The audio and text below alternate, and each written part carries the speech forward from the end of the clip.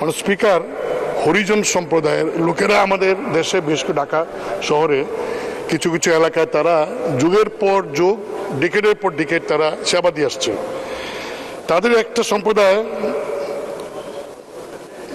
মিরন জিল্লায় তারা থাকে, তাদেরকে উচ্ছেদের জন্য সুইপার কলোনিতে হরিজন সম্প্রদায় কয়েকটি বাসস্থান ভেঙে সেখানে আধুনিক কাঁচা বাজার নির্মাণ করতে চায় ঢাকা দক্ষিণ সিটি।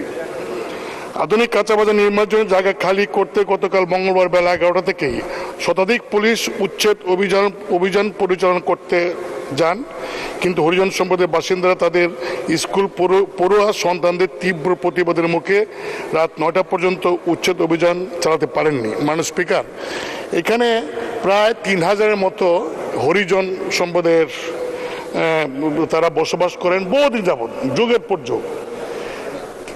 তাদের যে এলাকায় থাকেন সেখানে একটা এলাকা নিয়ে মার্কেট করতে চায় দক্ষিণ সিটি কর্পোরেশন। মানে স্পিকার, এই মানুষগুলি এই জায়গাটার যদিও মালিক না, কিন্তু সরকারের জায়গা, সিটি কর্পোরেশনের জায়গা তার যুগের পর যুগ আছে।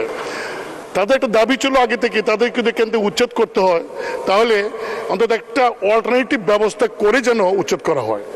তা কালকে যখন এইভাবে উচ্ছেদ করতে যায়, মানে স্পিকার কোনো অবস্থাতে মানে না, তখন ওদের ছেলেমেয়েরা যারা স্কুলে পড়ে তখন তারা রাস্তা শুয়ে পড়ে, যার জন্য উচ্ছেদ করা সম্ভব হয় নাই।